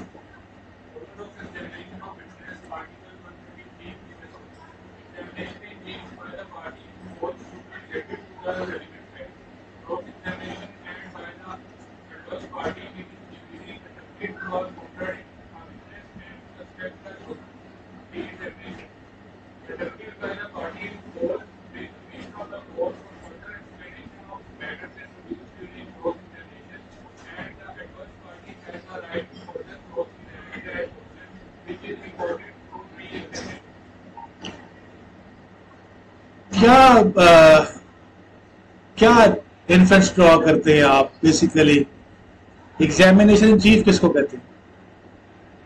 पेश किया गवाह को कोई दोबारा से लेते हैं। एग्जामिनेशन चीफ किसके ऊपर होता है? पसंद वो किस बेस पर डिपेंड करता है कि कोर्ट उसको मानती है? अगर उसमें कुछ चीजें ऐसी हो जो सब जा रहे हो तो एग्जामिनेशन में सही वो मतलब नहीं कर सकता, तो दोबारा एग्जामिनेशन चीफ करते हैं, तो चीजों को दोबारा देखो। एक मिनट, आप बताओ बच्चे, आप नहीं, आपके साथ वाले जो पीछे नीचे सोफे के नीचे होकर बैठे, मेरा काद इतना कि मुझे सब नजर आ रहे हैं, आप जो पीछे मुड़ के देख रहे हैं, हाँ जी, एग्जामिनेशन चीफ क्या है?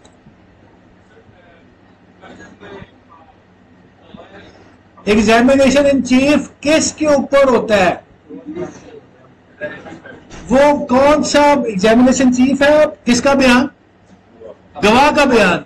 गवाह का बयान तफ्तीश में कौन से किस सेक्शन के तहत है? भाई जो 161 है ना, उसको जब कोर्ट में दे दिया जाता है, जब जज साहब रिकॉर्ड कर लेते हैं, तो वो हो जाता है एग्जामिनेशन इन चीफ। ठीक हो गया सर? वो जो आप बात कर रहे हो वो आप आगे जा रहे हो, वो री एग्जामिनेशन की बात कर रहे हो। 161 की स्टेटमेंट जब कोर्ट में ऑफिशियली रिकॉर्ड हो जाएगी तो उसको कहते हैं examination in chief.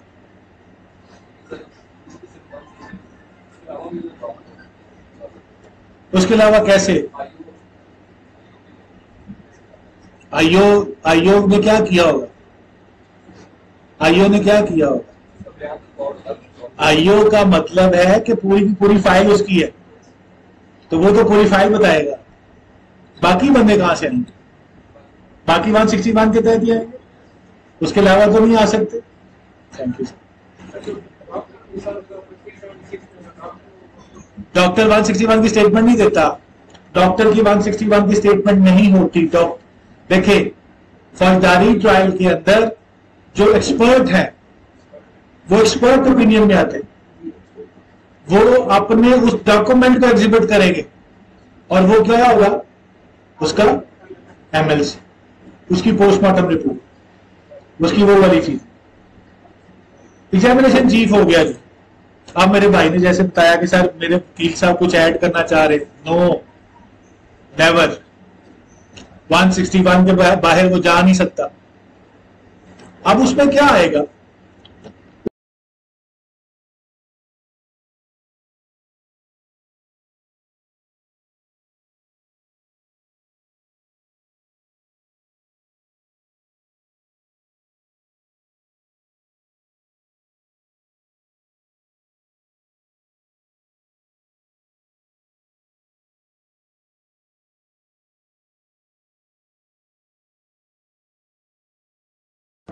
Cross examination.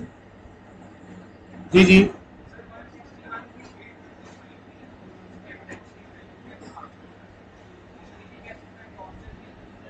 No, वो कहे आके कोर्ट में। मैं जो बात कर रहा हूं ना कि अगर 161 की स्टेटमेंट को वो ऑन नहीं करता, तो वो जब दिया गया था, क्या उसके खिलाफ भी उसने कोई काम किया? टॉर्चर का कह रहा है या कह रहा है गवाह। पहली बात तो ये, फौजदारी में टॉर्चर करके बयान लिया ही नहीं जा सकता। कत्ल के केस में, रेप के केस में विक्टिम का बयान आएगा, साथी गवाहों का नाम आएगा। कत्ल वाले केस में जख्मी का नाम आएगा, पुलिस वालों के बयान आएंगे, जिसने जो लाश को पोस्टमार्टम के लिए लेके गया, स्कॉट किया उसने फिर उसके पास चार्ज लिए, उसने अगर वहां से डॉक्टर साहब ने उसको गोलियों के खोल दिए, वो उसके बाद जो मौका पे बता गया, उसने नक्शा नवीस था, उसने नक्शा बनाया। उसके बाद पुलिस वाला जो आईओ था उसने नक्शा बनाया, नक्शा बास के और नक्शा बिलास के, दो चीजें। जो आप बात कर रहे हो कि 161 की स्टेटमेंट कॉन्जन करके ली जा सकती है, नॉट पॉसिबल। उसकी एक रीजन बताता हूं। आप कोर्ट में जाकर उसको क्लियर करोगे। अगर 161 की स्टेटमेंट आपके रिकॉर्ड सही नहीं की जा रही है, तो आपके पास और ऑप्शन है। आपके पास ऑप्शन है section 200 of CrPC, private complaint.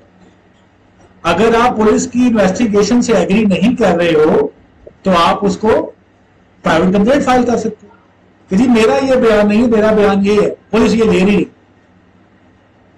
तो वो डिफरेंट चीज है।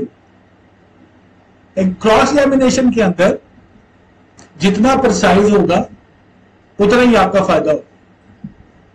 मेरा केस था, उसमें ब्लड कॉटेक्स का केस था, तो सीनियर लॉयर थे, पता नहीं इनको क्या हुआ, पुलिस वाले कहते हैं हाँ भाई अशरफ और किस तरह फड़िया सी है बोल जाओ सर जी मैं बैठो एंड करके मैं सर का मुंह देख रहे हैं, तो लोधी साहब ने मरवाता अपना मुलजम मरवाता है, कंफर्म कराता है कि जी इतो फड़िया सी एंड करके तो फड़िया सी, उसके उस बयान में लिखा था। क्रॉस एग्जामिनेशन एक आर्ट है और वो मरते दम तक भी नहीं आता।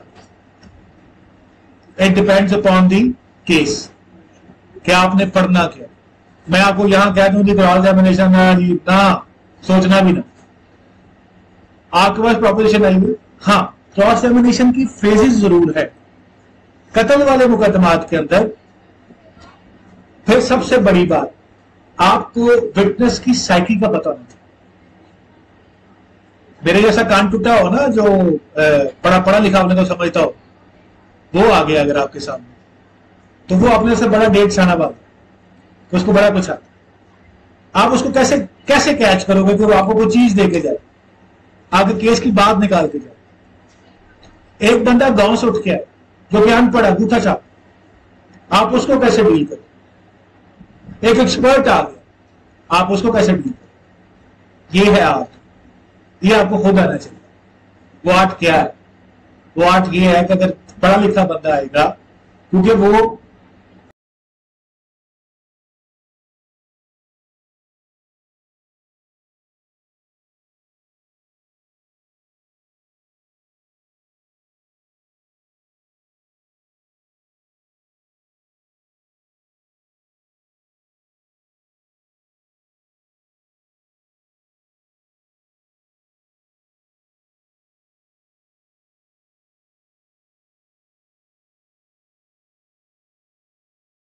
क्रॉस एग्जामिनेशन, खास तौर पे कत्ल के मुकदमात के अंदर आप पहले गवाह मुदई से जब जिरा करना शुरू करते हो तो उससे सिर्फ रिश्तेदारियां निकालोगे कि फलाना गवाह तुम्हारा क्या लगता है, मरने वाला क्या था, जो बाकी गवाह है वो क्या लगता है, मुलजिम के साथ तुम्हारी दोस्ती थी, मुलजिम तुम्हारा रिश्तेदार है, उसका वो फलाना बंदा तुम्हारा कोई लगता है। ये एक पैरा हो गया पहला, जब वो उसकी सारी रिश्तेदारियां। उसके बाद आप आओगे प्लेस ऑफ अक्रंस। नक्शा किसे देखा है तक? नक्शे के अंदर चीजें लिखी होती, कितने फुट के फासले से। फिल्मों में देखा होगा ना, वो खासतौर पर वो गोविंदा वाली फिल्म जिसमें वो कहता है क्योंकि मैं झूठ नहीं बोलता, वो वकील साहब जो थे वो एक बंदे को, हालांकि गवाह सच्चा था, उसको झूठा करने के लिए आग लगा के तो उसकी तरफ भाग पड़े, तो उसने वो 6 फुट का छलांग लगा के पार कर लिया। उसने वो साबित कर दिया कि जी ये देखे, ये तो कहता है मुझे नजर नहीं आता, तो मैं तो अभी दूर था तो ये इसको तो नजर नहीं आया। आई साइट, रोशनी, फुट्स का फासला।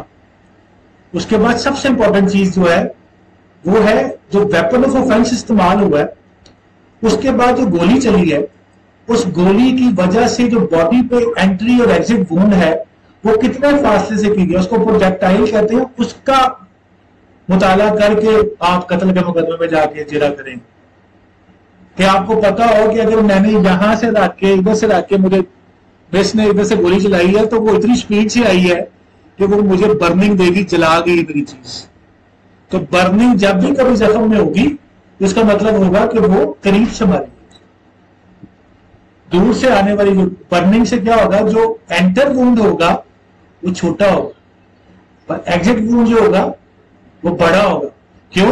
तो वो इतनी स्पीड से आई, एंट्री तो उसने कर ली पर बाद में उसको पीछे से उसको फाड़ के चली।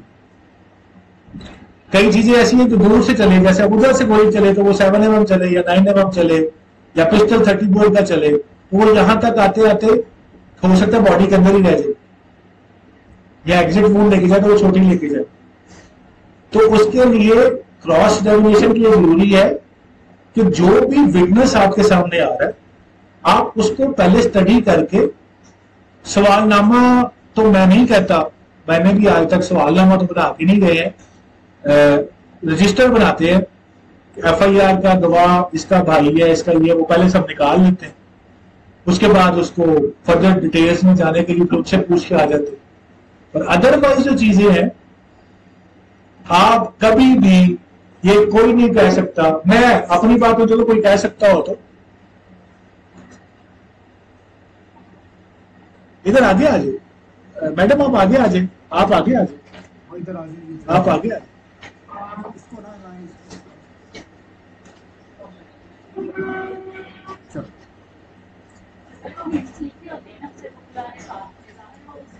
लिखे हिट्स लिखे, सवाल में तैयार करके। मसलन क्वेश्चन हमेशा जो है ना क्रॉस एग्जामिनेशन का, वो वहां स्पार ऑफ द मोमेंट तैयार होता है, क्योंकि जब आप गवाह से जिरा कर रहे हो तो वो जिरा करते करते चीजें निकाल रहा है, वो जिरा करते करते आपको चीजें बता रहा है, तो फिर आप उसको वहीं से सवाल पे सवाल बताओगे। वो जैसे वो जितना गवाह से आना होगा वो उतना आपको मिंगल भी करेगा ना, फिर आप कहो जी मैं तो 40 सवाल बना के लाया था, ये तो 80 बन रहे, तो सवाल तैयार नहीं होते, पॉइंट्स तैयार होते हैं हमेशा।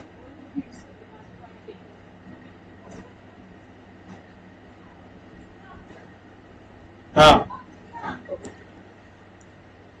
आर्टिकल 161 है क्यूएसओ का, जिसमें कोर क्वेश्चन पूछ सकती है। अगर आप पढ़िए जी। Can ask any question in any form at any stage of any order production of any document at any stage. आगे Court has power to call any person as witness or to be in necessity for the justification of a case. Section 550 CRPC.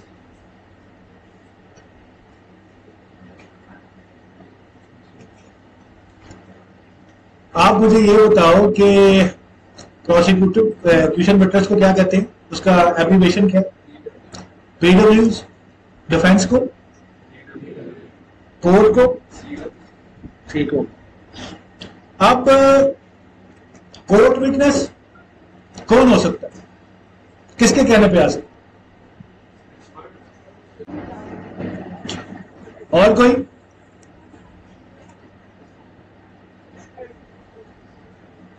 बैठा style witness जो है वो court witness है? नहीं।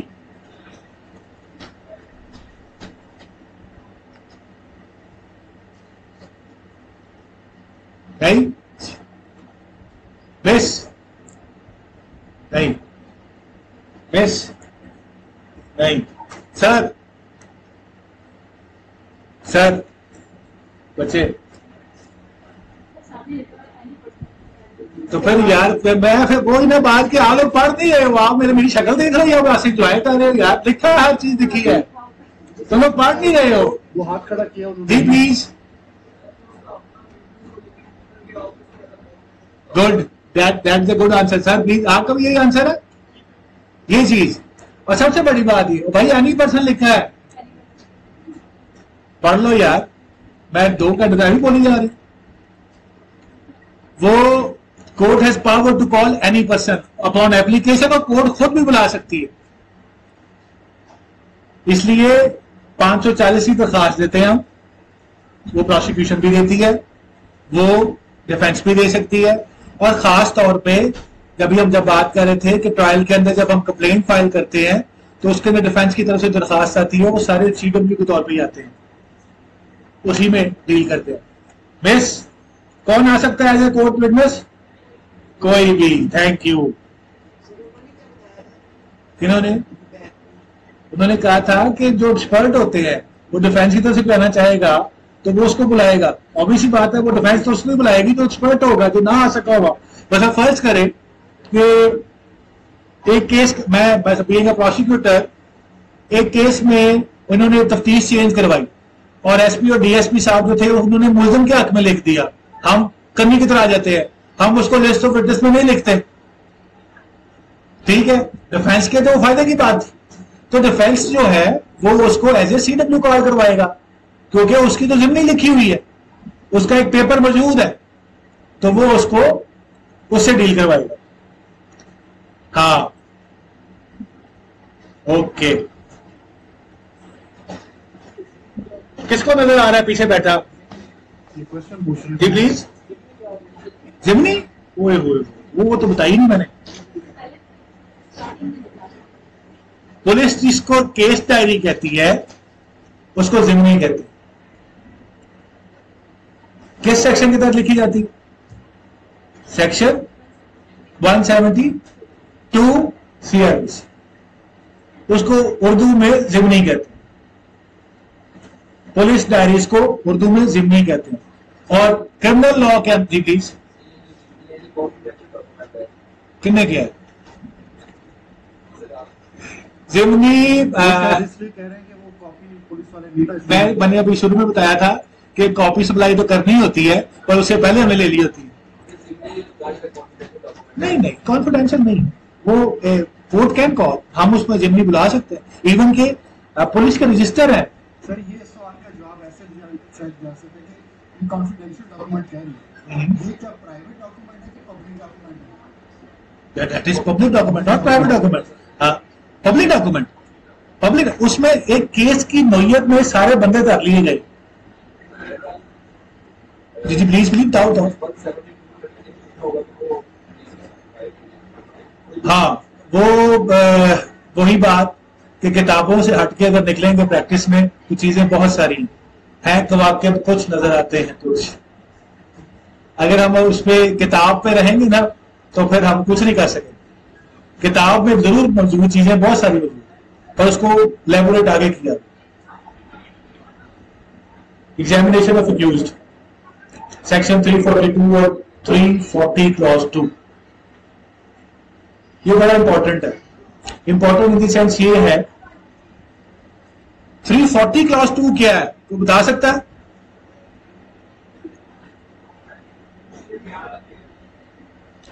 Sir you sir वो कुछ बताना चाहते जी प्लीज। अच्छा आप 340 क्लॉज 2 क्या है जी? एक्यूज की स्टेटमेंट है, और 342 वो भी एक्यूज की स्टेटमेंट है, फिर फर्क क्या हुआ? जी प्लीज बताओ बताओ।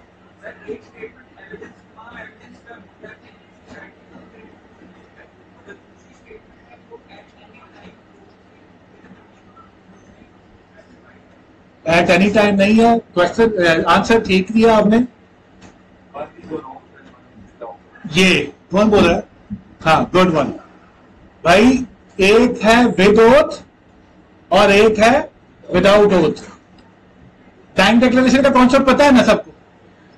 तो डाइंग डिक्लेरेशन को लॉ के अंदर क्या नियत हासिल है? एडमिसिबल है, और उस पर एक प्रिजम्पशन ऑफ ट्रुथ है, वो क्या है कि मरता बंदा झूठ नहीं बोल सकता। सेम एज द केस जब 340 क्लॉज 2 में कोई आ जाएगा तो वो कसम उठा के आ रहा है। एक तो कसम पुलिस वाला उठा के आता है ना कि मैं औरत पे कहता हूं मैं जो कहूंगा सच कहूंगा, सच के सिवा कुछ नहीं कहूंगा, अगर मैं कोई बात छुपाऊं तो अल्लाह ताला मुझसे नाराज हो। ये नाराज हुआ है, ये हम जब आए हैं तब ठीक किया गया। पहले था अल्लाह ताला का कहर नाज़िल हो, तो बुजुर्गों ने कहा ठीक कर दो इन्हों तेजाब दे दो, कहर छाड़ दो, नाराजगी मोल लेना चाहते हैं कहर। हाँ, तो वो फिर अमेंड कर दिया हमने ओथ में। अब जब हम लोगों ने 2005-4 में जब हम आए हैं तो तब उसके बाद ये चेंज हुआ। भाई जब ओथ पे बंदा आ जाता है ना तो उसकी क्रेडिबिलिटी जो है वो हाई हो जाती है, कसम उठा के, खास तौर पे एक्यूज। अच्छा हाँ, पहले चलते 342 पे। 342 जो है ना वो एक किताबचा है। वो किताबचा क्या है? वो कोर्ट की तरफ से किए गए क्वेश्चन है एक्यूज को, और वो क्या है?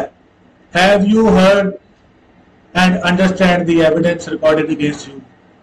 पहला सवाल यस, आंसर यस। हम उसको सवालनामा बना के देते हैं, प्रोसिक्यूशन जो है। उसके बाद उस दूसरा सवाल फलानी डेट को, मतलब एफआईआर,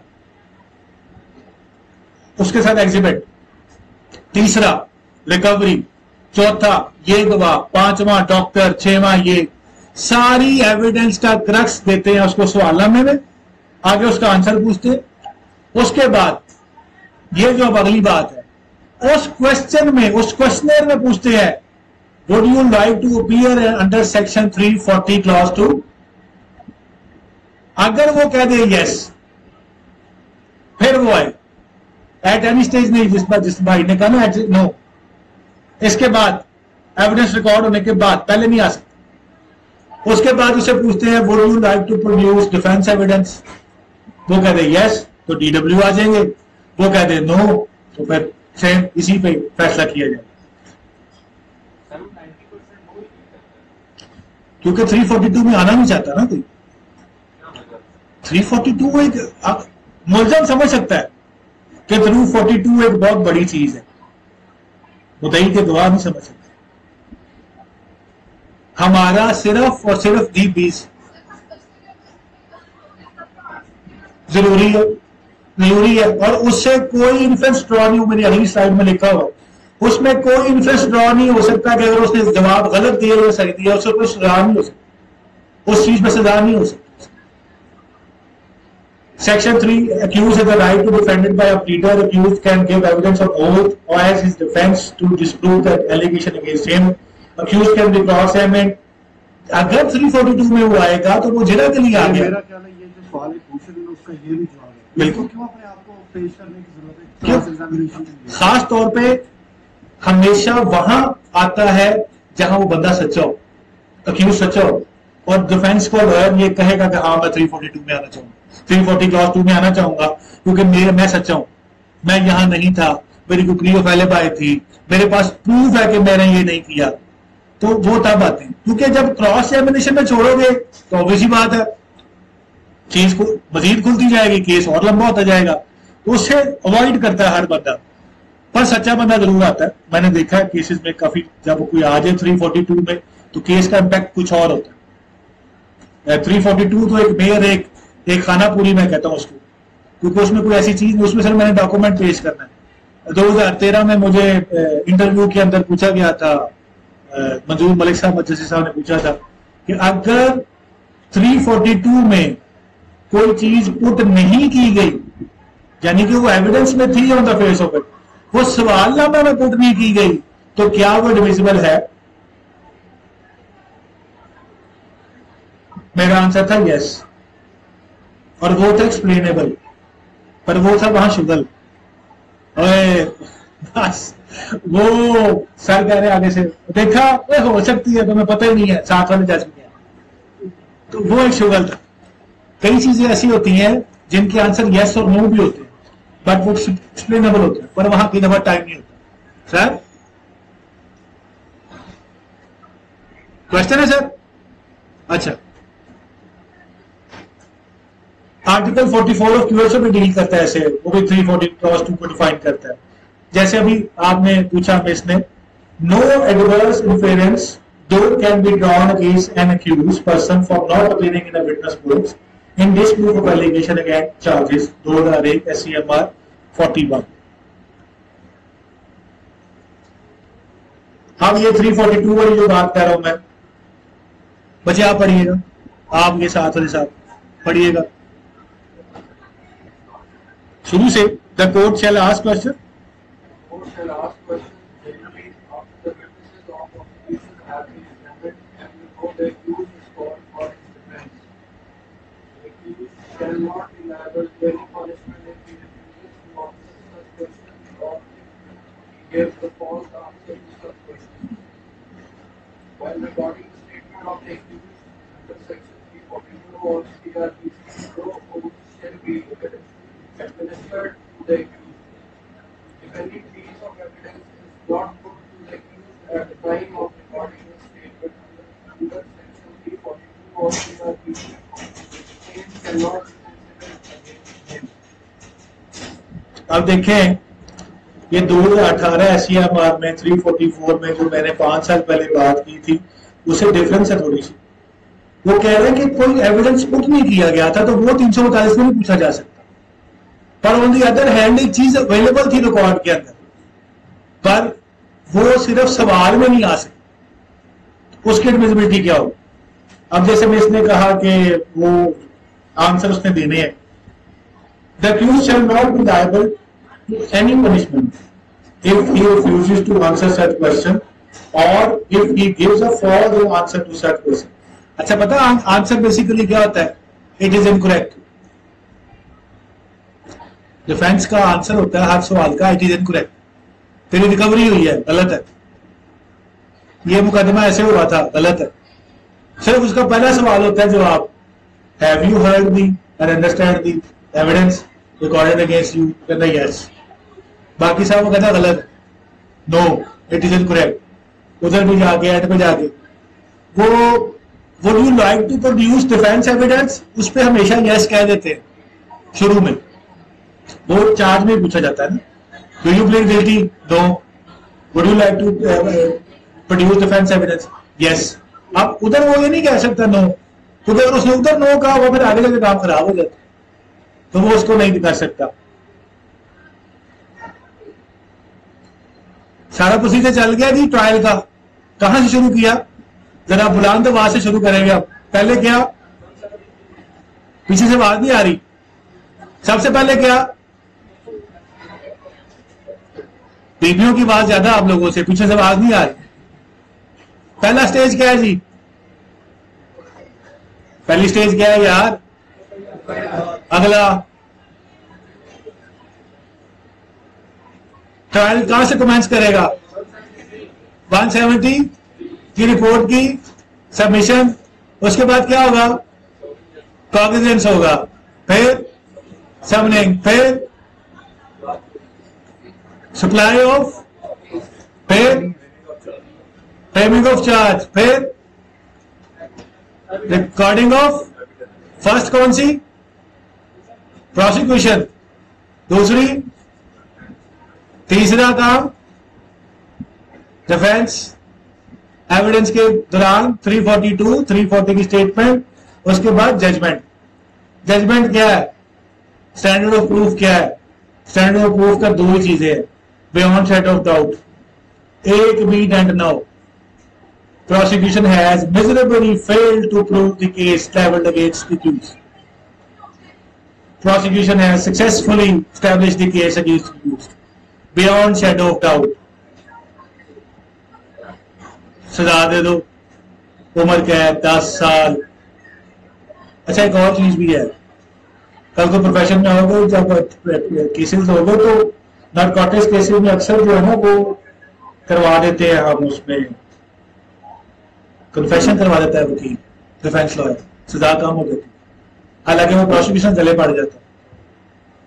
सजा 9B 9C में ज्यादा है, जज साहब लीनियंट भी लेते, 6 महीने सजा दे देते, 9 महीने सजा दे देते। बंदा 1 साल 1.5 साल से वैसे ही जेल में पड़ा होता है, उसको अंडरगोन कर देते। तो उन चीजों में फर्क। जजमेंट जो है वो साइन होनी चाहिए जी रिटन फॉर्म में। ऑब्वियसली बात है, जुबानी के लिए जजमेंट हो नहीं सकती, रिटन फॉर्म में होगी। सर ये जो अभी आपने नारकोटिक्स के मुतालिक बताया, ये एक ना मिथ एक बड़ी हमारे यहाँ मशहूर है कि एक दफा अगर इस तरह का नारकोटिक्स में कोई बंदा कन्विक्ट हो जाता है तो जो पुलिस वाले ना उनके नॉलेज में है कि इस बंदे का सजा हुई है, वो फिर उसको कई दफा बिला वजह पकड़कर किसी न किसी नारकोटिक्स के केस में इंडल्ज कर देते हैं। क्या इसमें सच्चाई है? बिल्कुल है। नारकोटिक्स के केस में आप सारी जिंदगी याद रखना, सिर्फ एक ही डिफेंस है कि पुलिस वाले से आपकी दुश्मनी साबित हो। 2007 में काजिम अली मलिक साहब और अब्दुल रऊफ साहब की डीबी थी, वहां मुझे केस था मेरा नारकोटिक्स का, और मैं तब मुझे भी जस्ट मैं हाईकोर्ट का लाइसेंस लिया था तब। तो मैं देख रहा हूं जज साहब डिसमिस डिसमिस, हाँ जी डील साहब पुलिस से दुश्मनी नहीं, डिसमिस, बात नहीं सुनी। मेरी बारी, मेरे से क्वेश्चन, मैं कहा यस सर, डीबी ऐसे होगी है, ये कितों आ बताओ। आईओ ऑफ द केस के पहले पैरे में डिफेंस लॉयर ने साबित किया कि मेरा इस पुलिस वाले के साथ दुश्मनी चल रही है, ये केसेस की लिस्ट है, उसको उन्होंने एग्जिबिट करवाया हुआ था, उसको मार्क लगाए हुए थे। सिर्फ एक पॉइंट बताने से मेरा बंदा बरी हो। नारकोटिक्स के केस में सर वो जो आप कह रहे हैं सर एक दफा पकड़ा जाता है, वो बाज नहीं आते सर। मैं आगे इनको बता रहा था कि एक बंदे ने चोरी किया, वो बेल पे आया, वो 1 साल के अंदर चार्ज के अंदर वो 1 साल में 4 चोरियां करता है। तो इसलिए डिफरेंट है, पुलिस हमेशा पकड़ेगी। और एक और चीज है कि वो वाकई एक पुलिस जो है ना वो डायरी पूरी करने के लिए पर्चे देती नारकोटिक्स के खास तौर पर। आजकल जो है वो अमेंडमेंट के बाद बहुत बुरे हालात हो गए, तो इसलिए आपने केस जब भी पकड़ना है तो साबित ये करना है कि इस पुलिस वाले का दुश्मनी वो मतलब अक्सर सर जैसे आप कह रहे हैं ना कि उसमें वो पहले पकड़ लेता है, तो वो क्योंकि वो रेगुलर होते हैं सारे नारकोटिक्स के, तो उनकी वो टसल चलती रहती है। तो वो उसमें 22A 22B वो बहुत सारे उनके केसेस थे, इवन के इंक्वायरी लग के वो सस्पेंड हुआ था वो बंदा पुलिस वाला, इसके कहने इसकी दरखास्त। तो दुश्मनी साबित करना बहुत जरूरी। जजमेंट की रीजन देगी जी कि उसमें जुडिशियल माइंड अप्लाई किया जाएगा, गुड क्वेश्चन, और should be based upon the evidence recorded, बिल्कुल। और उसका जो एंड है वो क्या मैंने शुरू में बताया कि 2 चीजों में हो सकता है,